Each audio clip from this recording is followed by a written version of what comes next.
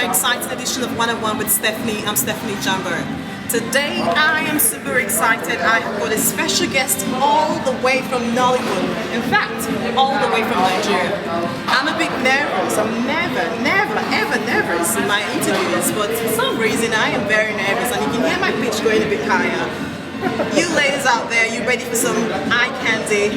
I have got the most sexiest, the most handsome, talented man, all the way from Nigeria, Nollywood. He has done over 200 movies to his credit. He is very versatile. He plays lots of roles as a husband, a father, the lover boy, which is now his nickname. He is an awesome actor. He is, I don't have more words to describe him, but I just know he's amazing. Ladies, help me welcome Ramsey Tokunbo Nouah. Thank you. Ramsey Tokunbo. I've been pronouncing that name all through because I just wanted to make sure I can get it right. Oh my God, come here. Ramsey, no. I'm nervous too. No, you're not. I feel my eye twitching. My eyes are twitching. It is so lovely to have you. I'm super excited. I started watching you way back when I was in Nigeria. You graced our screens and and we just all wanted to be like you, wanted to be. How have you been? How's Australia treated? I want to welcome you. Okay, it's my first night here, and you just caught me right at the very verge of it. So I haven't yet seen the beauty that I've so much heard of, but I know I'm probably going to explore it maybe after the event tomorrow. So yeah, looking forward to that. We're all excited. Ladies, we're all excited. I told them I'll be having a chat with you. The most talented, you're very talented. Thank you. You have done over 200 movies. You have been in the industry for over 20 years. How is that going for you? I don't know, it's had its ups and downs. I mean, there are times when you would like hit your chest and boast of some of the good works, and sometimes you like shy away from some of the things you've done. However, it's been like really nice because the African people, the African mind, Africans generally are very accommodating, they're very warm, they're very hospitable. Naturally, that's the nature of Africans. They're very warm and receiving. They have a hospitable nature, and it helps us a whole lot as actors, because when you work with Africans, they're like, oh my God, when they don't like you, they don't like you. That's one thing about Africans. They don't like you, they don't like you. They like you, they love you.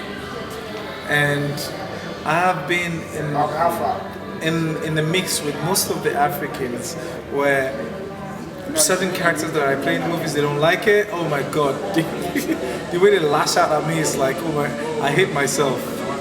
And when they do love you, they love you completely. Yeah, they love you all the way to the end. It's nice. It's nice. I've had no regrets whatsoever, being there.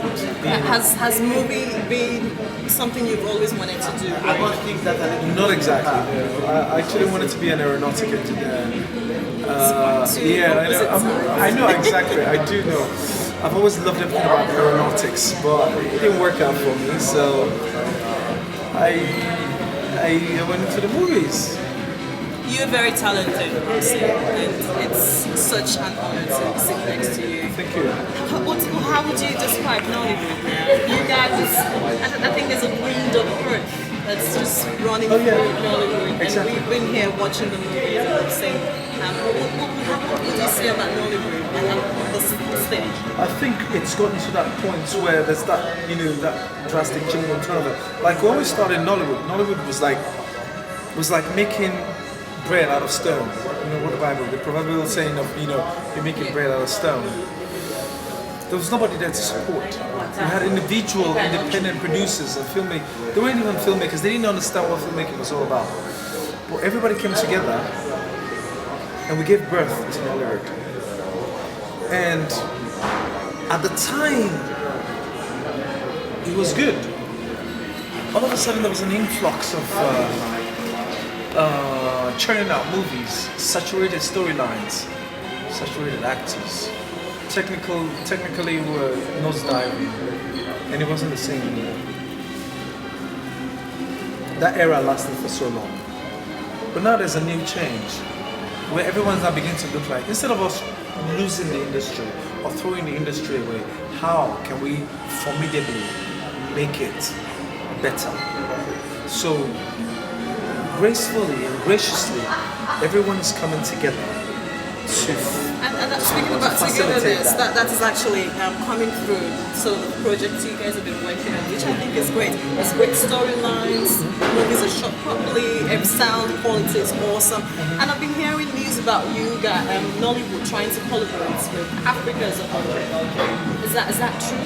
So speaking about growth, I've been hearing that Nollywood is trying to bring Africa together as a whole to create a movie industry that incorporates. Africa is quite big, with diverse cultures, and they're trying to bring Africa together to do it. Is that going to really happen, or we're just hearing rumors? Oh yes, as much as you think that there's diverse culture in Africa, if you notice there's huge similarity amongst these cultures we're talking about. So it's not as if there's this distant disparity. No. We're together. Our understanding, our beliefs, our culture, our way of life, and everything. What I think differs amongst Africans are different swags. Yeah. You know, the swag or the slogans of Nigerians differ from that of Kenyans, differ from South Africans, you know, accents and all of that.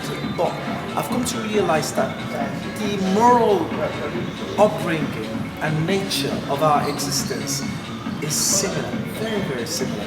So definitely doing a movie in Africa as one would definitely sell all across and everywhere. Like for instance, I'm one of those who fly the flags of, you know, America is big. America is not like what you call a country. Though they call it a country, but it's like a continent by itself. And New York to California is like 6 hours flight. Nigeria to South Africa is like 6 hours flight. So, but then when you're shooting a movie in America, in Hollywood, somebody can easily just jump on the plane and then fly to New York from LA. Like, he just jumped in a cab and said taxi, New York from California. It's like that short, even though it's that long. But the film makes it seem like they're like one. You know, the movie makes it seem like it's not that far apart. I think it's anyone who's actually propelling that idea, I think is a great thing. Oh no, it is. We've started. I mean, we didn't just start now. Yeah. We started like we partnered with Ghana. I know, because I remember you were once in Kenya to Yes. this project. Yes, so, I which did. is a good thing. I did. Because I think this will help us sell ourselves to the global community, because we've got something they want to do as well. I think that was one of the things you The said. global community.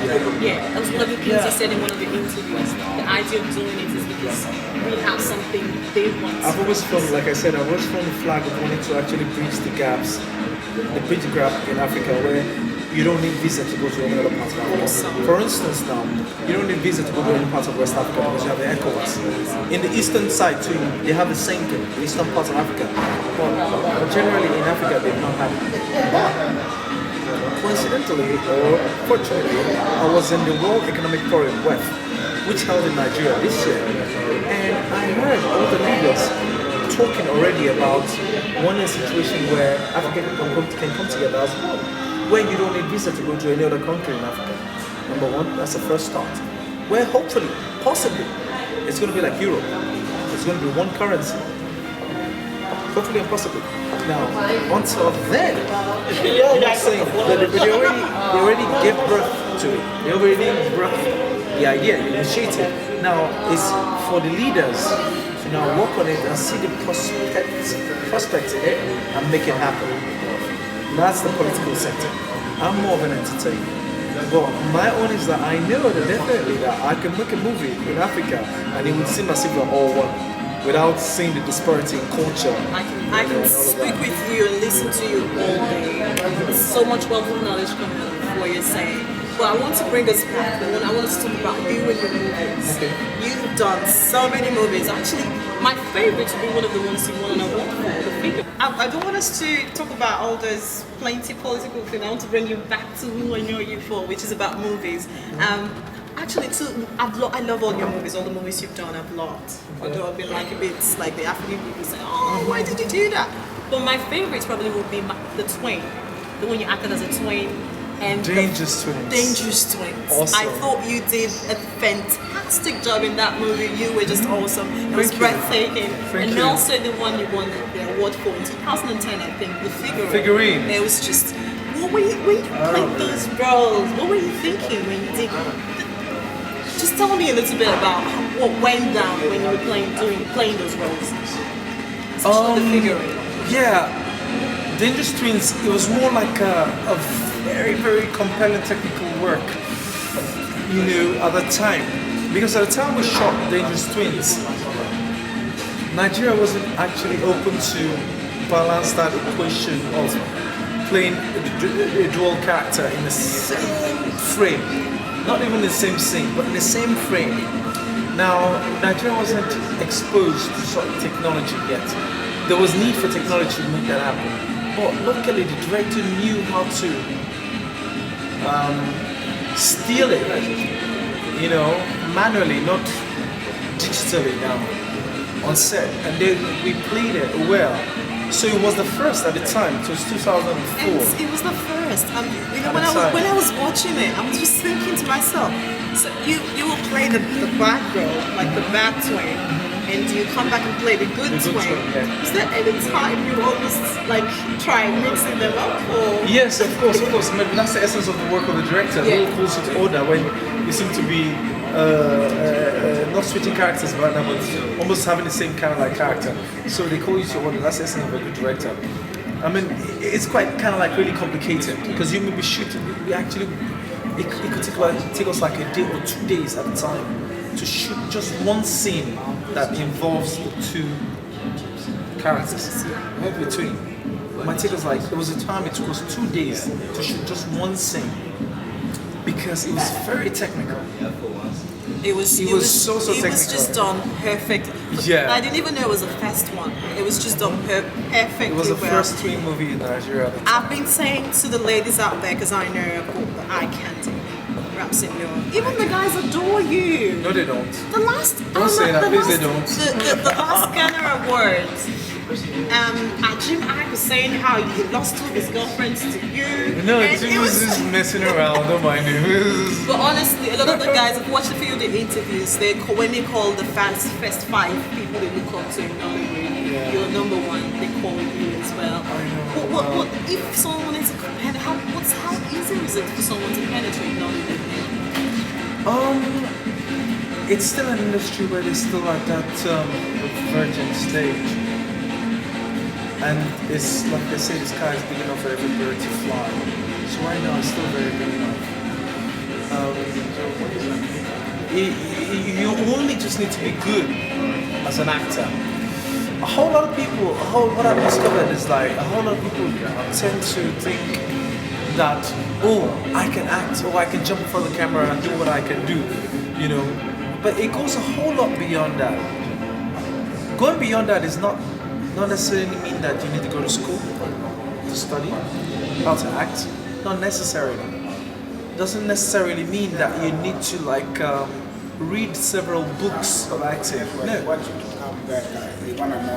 It actually means more like you going to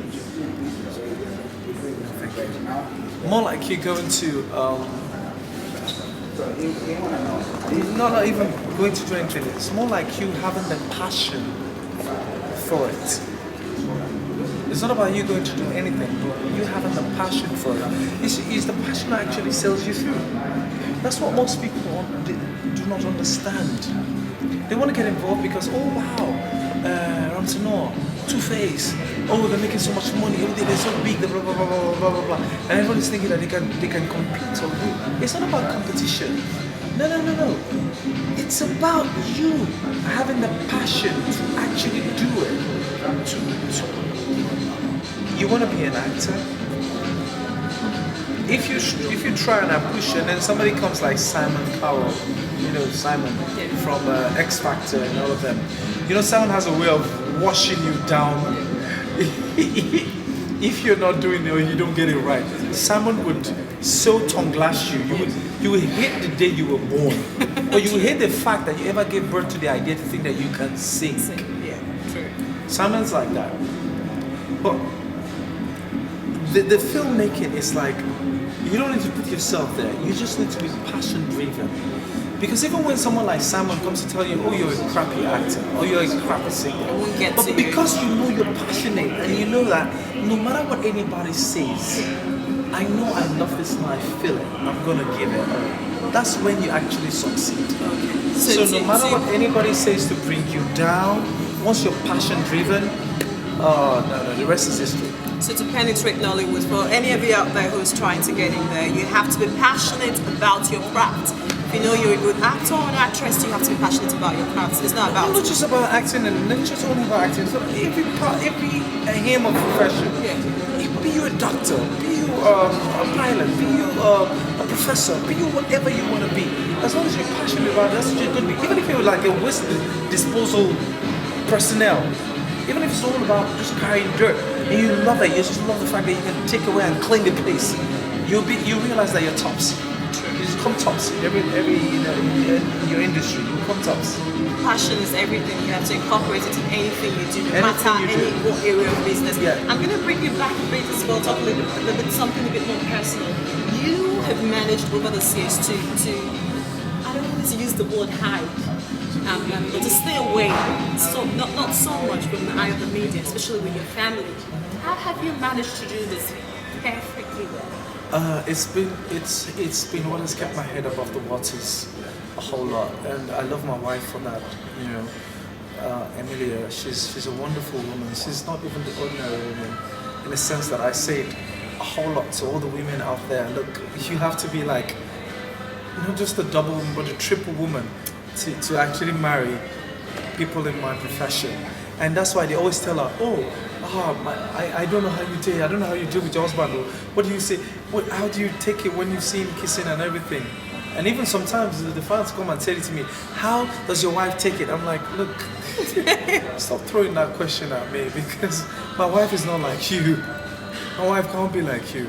My wife is a complete woman. She's a full African woman, but a complete woman. Like, and who believes in herself. Yeah, she believes in herself. She has no flaws. She knows what she's got, and she keeps it. And that's what it's not even me. The drive in my family is not me.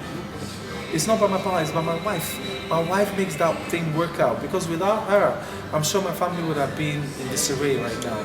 So I give it to her. She's this woman that I can tell that she's a triple woman, not an ordinary woman like every other girl like you meet out there. I hope my husband will say this about me. Yes, she is a wonderful woman. Yes, because you need to know, because see, when you see, we need to say it. I'm not going to say this in my on my dying bed to her. I need to say, like, every time I see her, like, let her know that she has done so well in putting my life and my family together. Actually, not just my life, but my family together. And I give it to her. So she's been like top notch when it comes to, maintaining my family, front. And my professional front, I try best to work it out, and I balance the equation. I mean, lots of female fans. I meet loads and loads of them in my career. I get to meet them a whole lot. Any crazy incidents? Oh, there are a couple of crazy incidents. But any awesome story you can hear? I don't want to share that. Not in public. Sorry. So it's more like that. I've seen quite a few, and yes, but it comes with the terrain. It comes with the profession. So it's not like it's something way out of the ordinary. No. It's part of it. So you get used to it. Awesome. And my wife is used to it too. And everybody's used to it. It's so lovely, Ramsey, having this chat with you. Thank you. Thank you so much.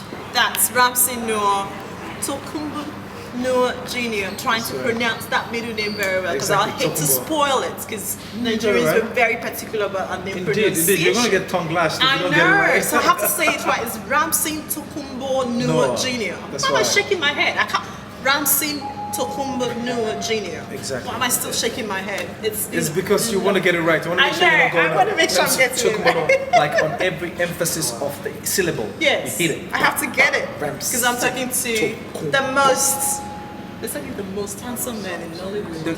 I think they're right. I'm not gonna let you argue that. I would say it's an eye of the beholder. I would say it's an eye of the beholder. Thank you so much for spending this time with me, and I hope you enjoy your stay in Melbourne and your show tomorrow night. You all have to come out tomorrow and support Daniel. He's been doing an awesome job here in Australia. AMA Awards. He's pulled all the giants from where they're all from, and I think we should all come out and support him. Exactly. It's not even about the support. It's just like, it's more like being there with and identifying with your culture, identifying with yourself, where you come from. You know what I'm saying? We're calling all the Africans in diaspora all around. You know, just come. Show me the love that you've always shown me when you see me on TV. Now come to show it in reality. That's the key part of it. You sure you're gonna be ready for that? Ladies, you've heard it. Yeah. You have said you love Ramsey Nouah. Please this is the time to come show it. He's gonna be here live at the Riverside Theatre here in Sydney, and I'm going to be there as well covering all the red carpet interviews. There are more juicy things we're going to be talking about, so you have to be there. It's one-on-one with Stephanie signing off.